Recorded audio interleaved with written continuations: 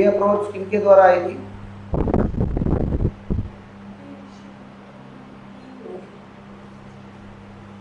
The one was Baumol and the other was Tobin. Clear? इन दोनों ने investment approach बनाया था, ठीक है। और ये हमारी रहती है, सॉरी इन्वेस्टमेंट नहीं, इन्वेंट्री थ्योरेटिक अप्रोच, ठीक है। अब इन विच मनी या फिर real cash balance was essentially view as a inventory held for the purposes. यहाँ पे जो आप दिमाग में लेके चलोगे वो लेके चलोगे कैश बैलेंस, यानी कि कैश इन हैंड। किसके बारे में सोचेंगे आप? कैश इन हैंड के बारे में। अब देखिए, inventory models assume that there are two media for storing the value। पहला है पैसा, दूसरा है an interest bearing alternative financial asset। अब देखिए, there is a fixed cost of making transfer between money and the alternative asset। Example broker charges, clear. अब पैसा, और अगर आप उस पैसे को एसेट में डाल रहे हैं, उसके बीच में एक ट्रांजेक्शन का चार्ज लगता है, वो है ब्रोकर का चार्ज। जैसे मैं अपने पैसे को शेयर मार्केट में कन्वर्ट करता हूँ तो, ठीक है। Wildly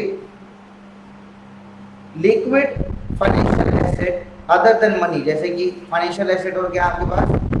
bank deposit offer positive return, because आप अगर बैंक के पैसे जमा कराएंगे तो आपके पास पैसा वापस आने की संभावना है, clear. On the other hand अगर हम बात करें, अगर हम किसी को ये पैसा cost of going between money and these assets, अब या तो ये पैसा आप मनी में रख लो या फिर किसी एसेट में कन्वर्ट कर दो, ये डिपेंड करता है। आगे बढ़ते हैं कैसे डिपेंड करता है, ठीक है। अब जो ये इकोनॉमिस्ट है, इन्होंने एक नई approach lie, demand for money. Explain the transaction demand for money from the point of view of inventory management, ठीक है। इस पॉइंट ऑफ व्यू से inventory management point of view. This economist assert that individual hold inventory for money for the transaction purpose। आप पैसा किस लिए रखते हो अपने पास? ट्रांजैक्शन के लिए। According to him, individual have kept optimum inventory of money for to their day-to-day transaction purpose। अब देखो नहीं, हम कुछ पैसा day to day transaction purpose के लिए भी रखते हैं अपनी लाइफ में, राइट। बिकॉज अगर हम वो पैसा नहीं रखेंगे तो क्या होगा? हम डे टू डे ट्रांजेक्शन कैसे कर पाएंगे? नहीं कर पाएंगे ना। So we keep money for our day to day transaction and they also incurred cost when they hold inventories of money and cost of interest rate which could have been earned by keeping their wealth in the saving deposit or the fixed deposit or investment or in bonds or shares। For example, if there is a cash in my pocket, तो वो cash क्या है? Cash in hand है। और वो cash in hand अगर मैं कहीं वो डालूं, क्लियर, तो मेरे को इंटरेस्ट मिल जाएगा, शायद बॉन्ड्स पे, डिपॉजिट्स पे। बट अभी मैं उस पैसे को कैश इन हैंड में रख के बैठा हूँ या किसी और जगह पे किसी ऐसे भारी एसेट में रख के बैठा हूँ, तो वहां से मेरा ब्याज क्या हो रहा है? खत्म हो रहा है, ठीक है। और मनी जो लोग होल्ड करके बैठे हैं in the form of currency and demand deposit which are safe and riskless but pay no interest. अब लोग करेंसी तो रख के बैठे अपनी जेबों में, क्लियर, बट क्या ये पैसा उन्हें रिटर्न दे रहा है जो उनकी जेबों में पड़ा है? नहीं पड़ा ना, या फिर नहीं रिटर्न दे रहा ना, तो उन्हें इंटरेस्ट को छोड़ना पड़ेगा अगर उन्हें पैसा किस रूप में रखना है? कैश की फॉर्म में रखना है। But saving is in the bank is quite also safe and risk free because it gives interest. अगर आप पैसे को बैंक में डाल देते तो क्या वो सही है? हाँ सही है। वो सही है बिकॉज उसके ऊपर क्या आएगा? इंटरेस्ट आएगा, clear. On the other hand, अब बात ये आती है why people hold money in the form of cash rather than deposited in the bank. कभी-कभी फ्रॉड हो जाते हैं। लिक्विडिटी होती है तो उतना निकाल भी नहीं पाते हैं। यस, लिक्विडिटी चाहिए होती है, हर बार आप कैश निकाल नहीं पाते। जैसे कि मैं आपको एग्जांपल देता हूँ, some time when I was purchasing a car, I said to them कि भैया मुझे ना आप कैश पेमेंट कर लो, तो मेरा ट्रांजेक्शन नहीं है। तो उन्होंने बोला कि आप बैंक से ट्रांसफ़र करा दो, बट हम कैश लिमिट नहीं कर सकते, ठीक है। तो मैंने कुछ पैसा कैश होल्ड किया, कुछ पैसा बैंक से ट्रांसफर कराया। तो something is should be there ना। अब हर सब्जी वाले के पास या हर सामान लेने के लिए आपको ये तो है नहीं कि आप क्या करोगे, यूपीआई करो या फिर बैंक ट्रांसफर करो। सम शुड बी, मतलब अगर आप ऑटो से आ रहे हो या आप किसी भी चीज़ से आ रहे हो तो हर जगह यूपीआई वगैरह नहीं चलता, और हर जगह कैश भी नहीं चलता, सॉरी हर जगह ऑनलाइन ट्रांजेक्शन भी नहीं चलता। तो आपको क्या चाहिए, कैश चाहिए। Clear? According to it is for the convenience and the capability of being easily used for the transaction purpose, ठीक है। अब जितनी ज़्यादा ट्रांजैक्शन होंगी उतना सिंपल सा लॉजिक है, उतनी ज़्यादा डिमांड फॉर मनी होगा, और उतना ज़्यादा रेट ऑफ इंटरेस्ट आपका खत्म होता जाएगा। बिकॉज आप किस रूप में कैश को रख के बैठे हैं, पैसे के मतलब लिक्विड रूप में रख के बैठे हैं, अपने पैसे को, मनी को आप कैश के रूप में रख के बैठे हैं, जो कि बैंकों में हो सकता था अगर आप चाहते तो, बट वो बैंकों में नहीं है। तो अब क्या होगा, हमारे पास आपके पास होगा, और जब वो पैसा आपके पास है तो वो क्या आपको रिटर्न दे रहा है, कोई नहीं है। नहीं दे रहा, because you are holding in the form of cash. So it totally depend upon the people that what are they doing, मतलब what they want to do according to the interest rate. If interest rate goes up, ठीक है ना, अब people क्या करेंगे, will lose, मतलब will hold less money. Why so? क्योंकि अगर वो आपकी कहीं पे मिलेगा आपको, Yes, वैसे अगर- ज़्यादा एक बात में- देखो,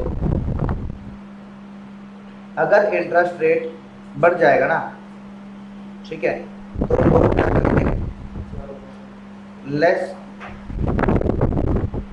इंटरेस्ट, सॉरी लेस इंटरेस्टेड होंगे कैश मनी में। Because क्या हो रहा है, उनको पैसे ज़्यादा मिलेंगे, वो पैसे ज़्यादा रखेंगे, ठीक है ना, सॉरी ज़्यादा बैंक में रखेंगे, बिकॉज उनको इंटरेस्ट रेट ज़्यादा मिलेगा। सो इंडिविजुअल कंपेयर करता है cost of keeping the money in the form of cash और cost of keeping the money in the bank, ठीक है। If the interest rate will be good one, तो वो हमसे हमेशा ही क्या करेंगे, चार्ज कम लेंगे, और मतलब कि अपने पास अगर इंटरेस्ट रेट बढ़ेगा तो वो अपने पास पैसा कम रखेंगे, और अगर इंटरेस्ट रेट नहीं बढ़ेगा तो वो पैसा ज़्यादा रखेंगे, ठीक है।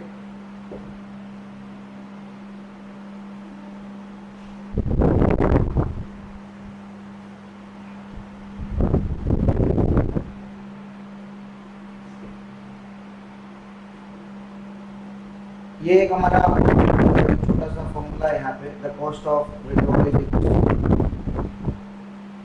हमारे यहाँ पे this means that average cost of cash withdrawal क्या होगा, which minimize the cost is the square root of 2 times जो कि ब्रोकर फी चार्ज कर रहा है, multiplied with the size of individual income, ठीक है, यानी कि cost of broker under fee हो गया, multiply with the cost two, multiply with the cost of broker, multiply with the income, ठीक है, and divide by the rate of interest. This will shows the amount of cash withdrawal.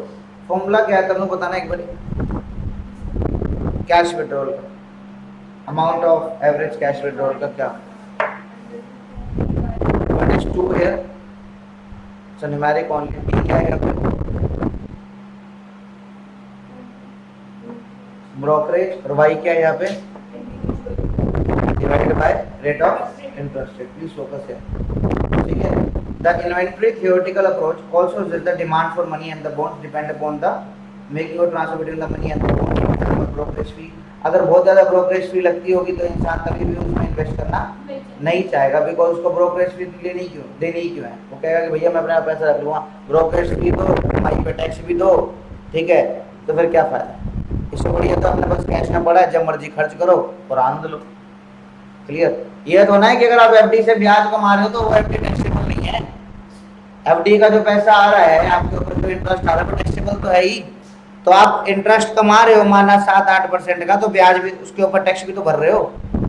ये तो सारा पैसा तो बच नहीं रहा, सारा पैसा तो नहीं बच रहा ना घूम फिरा के। तो बंदे कहते हैं हमें नहीं चाहिए 3-4% अपना कैश रख के खुश है, ठीक है ना। मेरे को लगता है कि मेरे को गाड़ी का यार शौक है, मैंने अपना सारा पैसा गाड़ी में कन्वर्ट कर दिया, ठीक है, मुझे लगता है कि मुझे गाड़ी का ज्यादा सुख है, अब मैं सुख देख रहा हूँ या फिर बैंक में पैसा रखना देख रहा हूँ।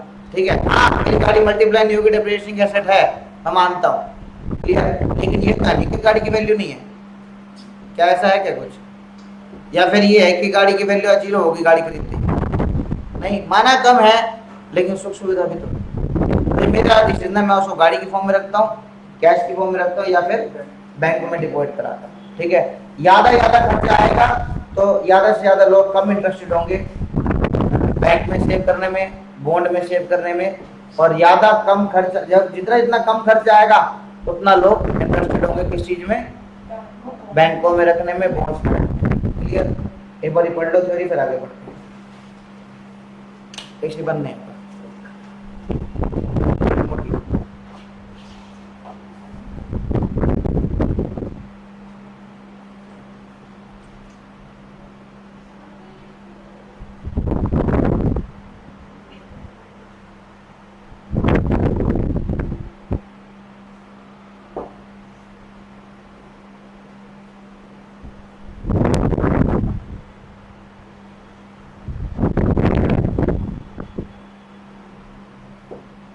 कम कर देना।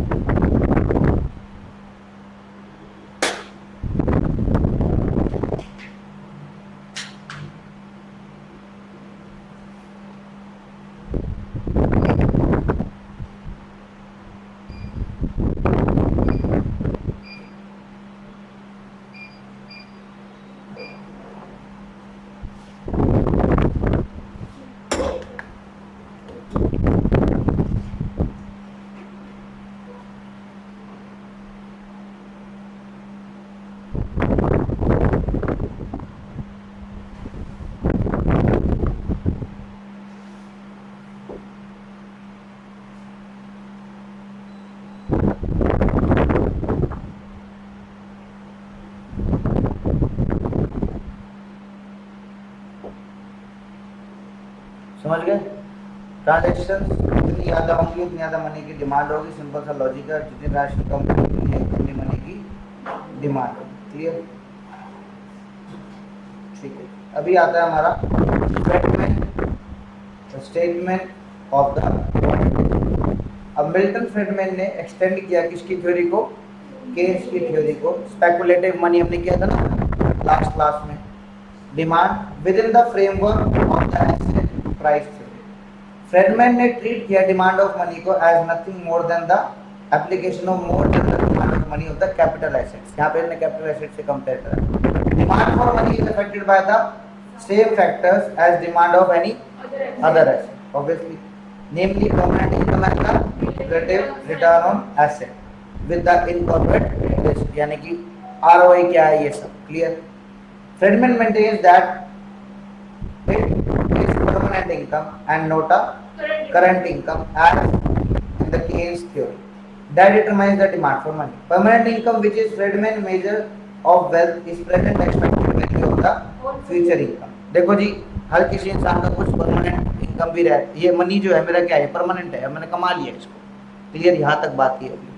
The Friedman theory is good as any other durable consumption goods and its demand is a function of great number of factors. Friedman identified the following 4 determinants for the demand of the money.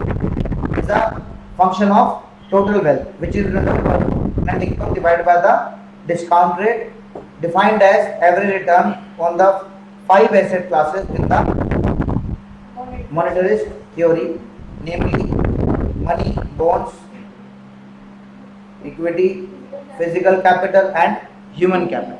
ये 5 factors पर depend है आपका। ठीक है ना? Total wealth, अब देखो कि ये इंसान की वेल्थ है, पैसा उसकी वेल्थ है, जो उसके पास सिक्योरिटीज इक्विटीज पड़ी हैं वो उसकी वेल्थ है। फिजिकल कैपिटल मैंने आपको बोला वो मेरा वेल्थ है। गाड़ी मेरी एक वेल्थ है, आप मानो चाहे मत मानो, मैं आज बेच के गाड़ी को पैसे में कन्वर्ट कर सकता हूँ। क्लियर? हाँ, उतना पैसा तो नहीं आएगा, बट ये तो नहीं है कि खत्म हो गया। अगेन ह्यूमन कैपिटल में जितना पढ़ा लिखा होगा उतना ज़्यादा साधन कमाऊंगा। क्लियर?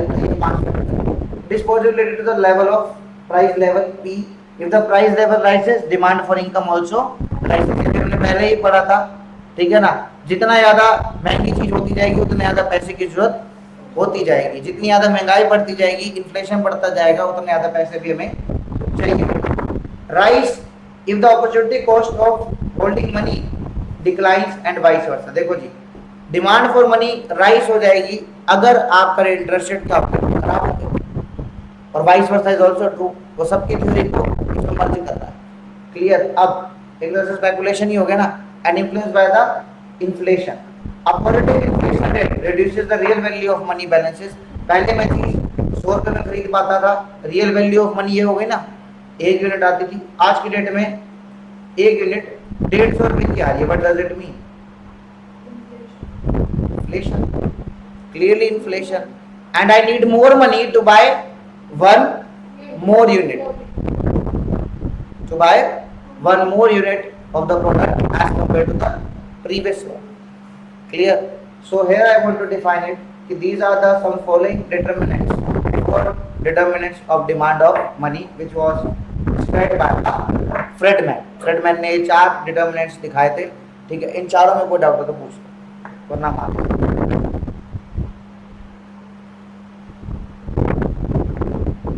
बात बिल्कुल ठीक है, प्राइस बढ़ेगा तो ठीक है, बॉन्ड्स में ज्यादा पैसा मिलेगा तो बॉन्ड्स में इन्वेस्ट करेंगे, वरना कैश में रखेंगे, इन्फ्लेशन बढ़ेगी तो करेंगे। और 5 चीजों के ऊपर हमारा जो है वेल्थ डिपेंड है, ठीक है ना। परमानेंट इनकम है मेरी, मानो चाहे मत मानो, एक पढ़े लिखे इंसान ज्यादा वेल्दी होता है एज कम्पेयर टू अनपढ़ आदमी, ठीक है। अब एक डॉक्टर है, आज मैंने एग्जाम्पल सुना था रिसेंटली, एक 24 साल का डॉक्टर 1 लाख रुपए कमा लेता है on an average. Clear? Which is not a bad man. After doing MBBS, if he is earning around 1 lakh rupees per month, not a bad amount. Clear? So he is a human capital first. After that, he is earning. If he is not a good human capital, तो वो earning कैसे करेगा? Clear? So he is a human capital. He is a good human capital. He is a doctor, so he is earning. Clear? वो permanent doctor तो रहा ही, मतलब एक 24 साल का बंदा 1 लाख रुपए कमा सकता है, तो एक मैं अंदाजा लगा सकता हूँ कि भाई मैं इतने का बंदा तो अब हुई, ठीक है। मेरी साइज चलती रहे तो मैं डॉक्टर का करके भाई डॉक्टर को इतना तो मिलेगा ही मिलेगा। क्लियर? आई बात समझ में? ठीक है जी। Now the demand for money as behaviour toward the risk. अब James Tobin, an American economist, in his analysis makes a valid assumption।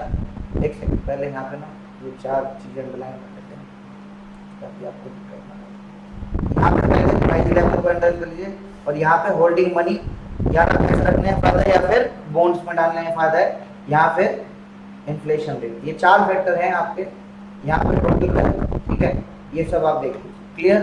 The demand according to him an investor is faced with the problem of what is the proportion of his portfolio of financial asset he should keep in the form of ready money, which means no interest, and in the form of investment which earns interest such as bonds। now यहाँ पे ये sir 2 चीजों के बारे में बात कर रहे हैं, ठीक है। कौन कौन से 2 चीजों के बारे में इंसान बात करना चाह रहा है आपसे आपको बता दूं। या तो पैसे को इन हैंड रखें, in hand, which means what? Money in hand means no interest, and if he keeps money in bank or deposit, it means interest। पहले तो आदमी ये देखेगा कि उसको करना है क्या, उसको पैसे की फॉर्म में, सॉरी कैश की फॉर्म में रखना चाहिए या फिर उसको डिपॉजिट कराना चाहिए। क्लियर? यहाँ पे ये 2 लाइन लिखी है। According to him, an investor is faced with the problem of proportion of his portfolio of financial asset he should keep in the form of ready money। ready money यहाँ पे क्या represent कर रहा है? Cash money, ठीक है। and in the form of investment which earns interest such as bonds, ठीक है। An individual portfolio may also consist of more risky assets such as shares। उसका पोर्टफोलियो है और रिस्की एसेट भी हो सकते हैं, पैसा वहां कम भी हो सकता है, पैसा वहां बनाया भी जा सकता है, डबल भी हो सकता है पैसा और नेगेटिव भी जा सकता है। तो रिस्क है यहाँ पे which means they prefer less risk और more risk at a given rate of return. ये मेरे ऊपर डिपेंड है कि मैं जुआ कितना खेलना चाहता हूँ, ये मेरे ऊपर डिपेंड है कि मैं कितना रिस्की बाजी खेलना चाहता हूँ, ठीक है। If an individual chooses to hold a greater proportion of risky assets कौन से, bonds and shares, then he will be earning high average rate of return but will bear a high degree of risk also. As we said always, profit is the reward of risk. जितना मोटा risk उतना मोटा profit. दिल आपका बड़ा होगा तो आप जीतोगे भी बड़ा, दिल आपका छोटा होगा तो आप ज्यादा नहीं जीत पाओगे। हाँ, कई लोगों को सेफ्टी से खेलना पसंद है और कई लोगों को रिस्क से खेलना पसंद है, ये depend upon the person to person, ठीक है। अब Tobin argues that risk averser will not choose such a portfolio with all risky bonds for a greater proportion of them। जैसे मैंने बोला कि एक व्यक्ति जो होगा वो कभी भी ऐसे चीजें चूज नहीं करेगा जिसमें उसको ज्यादा लॉस हो। He will always choose that money जो उसको प्रॉफिटेबल हो, clear, and he will always prefer to choose that money, clear, otherwise it will be a risky call for him। समझ गए मेरी बात को? Now Tobin's liquidity preference function, ये हो गया हमारा, नहीं, इन ये वाला पॉइंट रह गया। In other case an individual who in his portfolio will hold only safe and riskless assets such as money in the form of cash, और या पैसा डिपॉजिट एफडी में रख रहा है या सेविंग डिपॉजिट में रख रहा है, जब मर्जी चाहा निकाल लिया, he will be almost taking zero risk which also be getting no return. कोई फायदा नहीं है बैंकों में इतना छोटा रिस्क लेने का, clear. Therefore, people prefer to mix and diversify portfolio। कुछ पैसा कैश में रखते हैं, कुछ पैसा शेयर मार्केट में लगाते हैं और कुछ पैसा हम लोग कहाँ लगाते हैं, एफडी वगैरह में और सेविंग डिपॉजिट वगैरह में, ठीक है। डोंट यूज फोन प्लीज, ठीक। उसके बाद क्लियर, तो हमें ये देखना है कि बॉन्ड्स, शेयर्स कैश की फॉर्म में या फिर हम डिपॉजिट की फॉर्म में अपना पैसा रख सकते हैं। और तौबीन कहता है ये जो फैक्टर्स हैं जो इंसान सोच रहा है किस फॉर्म में पैसा रखना है, वही तो मनी की डिमांड है। अगर वो पैसा कैश में आना चाहता तो वो मनी डिमांड कैश की फॉर्म में ज़्यादा करेगा, अगर वो डिपॉजिट में चाहता है तो फिर वो कम डिमांड करेगा मनी का, अगर वो बॉन्ड्स वगैरह में चाहता है तो फिर वो रिस्क ज़्यादा ले रहा है, क्लियर। ये एक स्वाभाविक है, आपने लोगों को देखा होगा ऐसे करते हुए भी, clear. Some people play gaming also, some people play, some people keep money in the form of deposit or FD also, ठीक है, and some people wants to keep their money in the form of cash और सुख साधन जिनसे वो अपनी जीविका और अपना स्टैंड ऑफ लिविंग बढ़ा सकते, ठीक है, clear. Most of the women want to convert their money in the form of jewelry, right? Why it is so? Depend है ज्वेलरी कौन सी, मतलब it should be a good investable asset. अब gold है, value भी बढ़ रहा है, ठीक है, प्लस उनका जो फैशन है या जो यूटिलिटी है फैशनेबल बनने की वो भी पूरी हो रही है। तो if I ask a women तो मे बी वो ऐसे चले, क्लियर। तो ये एक सुझाव है, ठीक है। If I ask a male what he wants to do, मेरे जैसा आदमी कभी गाड़ी वाड़ी ले आते हैं, ठीक है, एंड स्टैंड ऑफ लिविंग भी है, सुख साधन भी है, पैसा तो है ही, आता जाता रहेगा, क्लियर। और तो डिपेंड है दैट व्हाट वी थिंक। और कई लोग इन्वेस्टर्स होते हैं, एक्टिव पे घूम लेंगे, ठीक है, पैसा रहना चाहिए अपने पास और बैंकों में पड़े रहना चाहिए, क्लियर, जब काम आ जाए पूरे वक्त का, ये भी सही लोग हैं, ठीक है। और कई लोग होते हैं बड़े रिस्की ट्रेडर्स होते हैं, ठीक है, पल में राजा पल में फकीर, ठीक है। वो नौकरी वाले होते ही नहीं है जी, वो रिस्की ट्रेडर्स है, वो नौकरी करनी होती तो फिर वो सेफर साइड। हाँ वही तो कह रहा हूँ, तो पल में फकीर लगा लो, नौकर लगा लो, ये बात है ना। जो लोग गेमलिंग बैटिंग वगैरह करते हैं वो उस प्रवृत्ति के लोग हैं। तो हर प्रवृत्ति का इंसान है, तो हर प्रवृत्ति के इंसान के हिसाब से उसकी डिमांड फॉर मनी, समझ गए, जैसा आदमी वैसा डिमांड फॉर मनी। ज्यादा रिस्की ट्रेडर है तो लगा देगा ट्रेडिंग में, और ज्यादा रिस्की ट्रेडर नहीं है, खेल लेगा अपने एफडी में 7% 8% रिटर्न आ रहा है, खुश हूं मैं, कोई दिक्कत नहीं है। लेकिन वो इन्फ्लेशन रेट को कोई बीट ही नहीं कर पाएगा, बिकॉज इन्फ्लेशन रेट क्या है 11-12% का, और एफडी का रिटर्न क्या है 7-8% का, वो भी कुछ बैंक का, सभी बैंक का तो वो भी नहीं है जी, ठीक है जी। तो ये हमारा आता है हमारा तोबिन जी का, ठीक है। अब जैसे के लिए मैंने आपसे एक डायग्राम यहाँ पे भी शेयर किया था, ये देखो जी, अगर इंटरेस्ट रेट कम हो जाएगा तो मैं ट्रेडिंग के लिए ज़्यादा पैसा करूँगा, क्योंकि मुझे लगता है कि मेरे को स्पेकुलेशन ज़्यादा करना चाहिए, ठीक है, बिकॉज इंटरेस्ट रेट तो कोई फायदा है नहीं। कंपनी का आज का रिटर्न था, पेटीएम जो था 100 रुपये ऊपर चला गया, कल 50 रुपये नीचे था, जिसने कल बाय कर लिया होगा जो प्रति शेयर 100 रुपये ऊपर हो गया होगा। क्लियर, डिपेंड है कि आपका पैसा कितना आपने लगाया, समझ गए। तो शेयर मार्केट का रिटर्न बहुत अलग रहता है, पैसा डबल भी हो जाता है, पैसा ट्रिपल भी हो जाता है, पैसा जीरो भी हो जाता है। माइनस तो क्या ही होगा जी, पैसा खत्म कहाँ से, जीरो हो जाता है।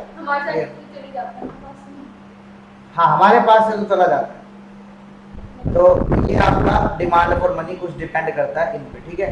अब Tobin liquidity preference function, Tobin derived his liquidity preference function showing the inverse relationship between the interest rate and the demand for money। देखो जी मैंने अपना एक डायग्राम छोटा सा बना रखा है आपकी क्लियरिटी के लिए।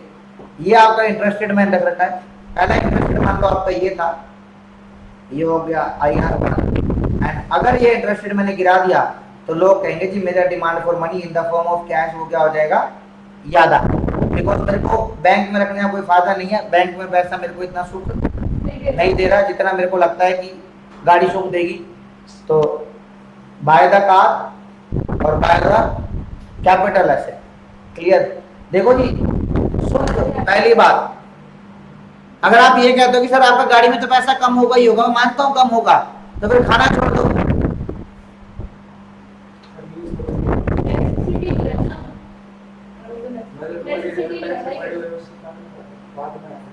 हाँ जी हाँ जी भाई वही है ना, जब देखी जाएगी। अब आप कह रहे हो कि शूज नेसेसिटी नहीं है क्या? शूज नहीं कह रही, खाना कह रहा हूँ नेसेसिटी है, तो शूज नेसेसिटी नहीं है, कपड़े नेसेसिटी नहीं है, सब है। फिर क्या यूटिलिटी छोड़ दें? तो हम छोड़ देंगे सब कुछ, जीना छोड़ देते हैं फिर तो। चलो बाबा ये सब तो है ही, बट कार छोड़ दे, कार नहीं है, मतलब कार कैसे लग्जरी है। चलो लग्जरी मान लो, मेरे को लग्जरी पसंद है, बस मैं पैसे को मैं नहीं मानता कि भैया मेरे को अपनी यूटिलिटी स्टैंडर्ड लिविंग पसंद है, मेरे को लग्जरी जीना है बस। फिर ठीक है ना, तो ये डिपेंड है आपका। जैसे आप लोग कह रहे हो कि नेसेसिटी नहीं है, हमें कार की जरूरत नहीं है, मैं कहता हूँ मेरे को जरूरत है, मेरी मर्जी है ना, तो इट्स माय मेरी मर्जी। क्लियर, मैं जो करना चाहूँ मेरी मर्जी। तो डिपेंड है, तुम्हारे लिए डिमांड फॉर मनी है, बैंकों में पड़ रहने दो, ठीक है। तुम्हें अपनी जिंदगी काटनी है, काटो मस्त जियो, ठीक है, मुझे कोई दिक्कत नहीं है। क्लियर, और मेरी मर्जी का मालिक हूँ, ठीक है, मैं जो करूँ मेरी मर्जी, ठीक है। तो इंटरेस्ट रेट अपना हो गया, घटाओगे इंटरेस्ट रेट तो मनी का डिमांड जो है वो बढ़ जाएगा। At higher interest rate demand for holding money will be less, because लोगों को अच्छा लगेगा, ठीक है, और इंटरेस्ट रेट अगर ज्यादा होगा तो। Hello hello hello, interest rate high अगर तुम दोगे, हाँ तुम मुझे इंटरेस्ट रेट अच्छा खासा दो, बढ़िया एकदम, तो मैं भी खुश हो जाऊं, और मैं भी बॉन्ड या फिर शेयर्स बैंकों में पैसा रखता हूँ। शेयर्स तो फिर रिस्की है जी, उसी को टिप दे दे कोई अच्छी खासी। सर अभी चल रहे हैं ना, क्लियर? हाँ जी। सर अभी चल रहे हैं ना, काफी लोग देखो जी, ये रील के जमाने तो नहीं सर अभी चल रहे हैं। आप इन्वेस्ट कर सकते हैं। मैंने अपनी पहली क्लास में ही बताया था, मैं आपको बताता हूँ क्या होता है। हेलो,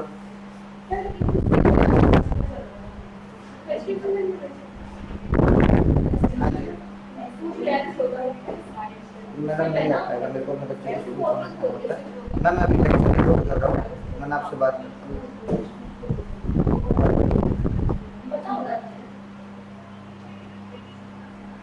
हाँ जी, मैं बता रहा हूँ।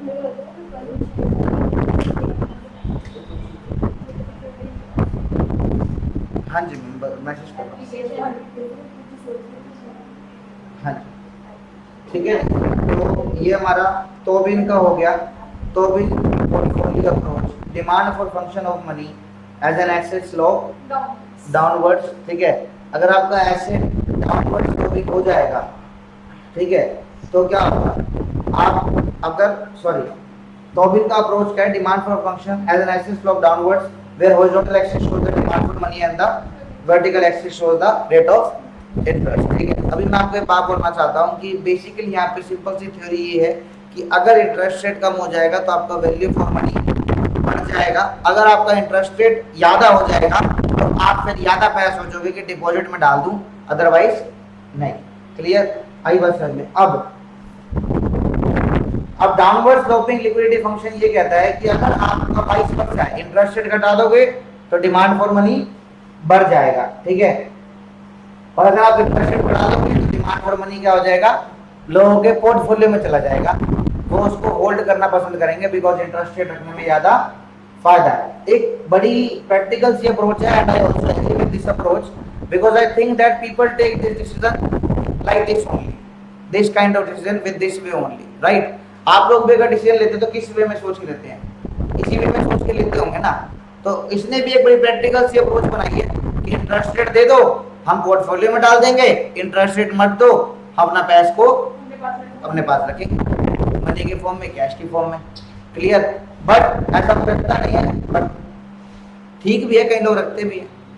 ठीक है, अगर ऐसा होता तो फिर ब्लैक मनी कुछ नहीं होता। ब्लैक मनी की तो बात नहीं कर रहे हैं, यहाँ पे वो डिफरेंट टॉपिक है। क्लियर? बट यहाँ पे हम ये बोलना चाह रहे हैं कि सारा खेल किसके ऊपर डिपेंड है? इंटरेस्ट रेट के ऊपर डिपेंड है।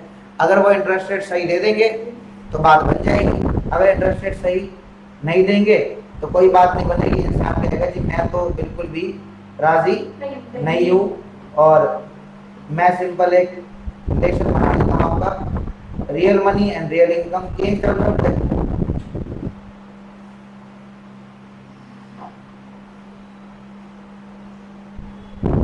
अब कैम्ब्रिज यूनिवर्सिटी इकोनॉमिस्ट ने एस्टैब्लिश किया formulation between demand of real money and the real income.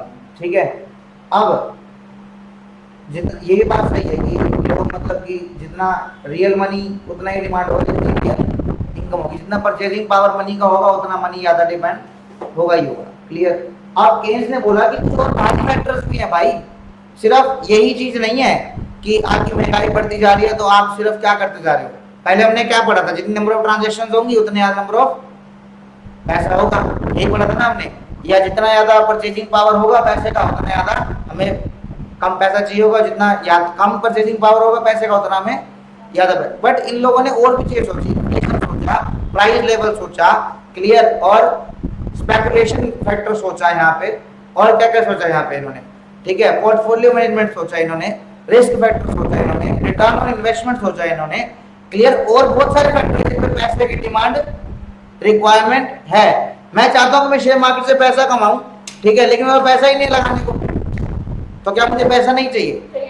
चाहिए तो लो, मेरी डिमांड आ गई। क्लियर? मैं चाहता हूँ कि एक बड़ी गाड़ी लूं, मुझे पैसा चाहिए, विषय मेरी ट्रांजैक्शन तो बढ़ेगी, पैसा भी चाहिए होगा। परचेजिंग पावर इनकम पे भी डिपेंड करता है, सब चीजें और अन्य फैक्टर भी हैं। ठीक है ना? एक हमने अप्रोच यही पढ़ी थी, रईस को ज्यादा पैसे चाहिए होते है ना, और अमीर को और ज्यादा पैसा चाहिए स्टैंडर्ड ऑफ लिविंग के लिए, अपनी इच्छाओं की पूर्ति करने के लिए, यूटिलिटी लाने के लिए। But on the other hand अगर हम बात करें किसकी, गरीब की, तो वो बेचारा सर्वाइवल सर्वाइवल या फिर कॉम्प्रोमाइज की राह पे चल जाता है और एक तरीके से अपने आप को कम खर्चों में गुजारा कर लेता है, इसमें। क्लियर? ये पूरा एक क्लास है इसके ऊपर।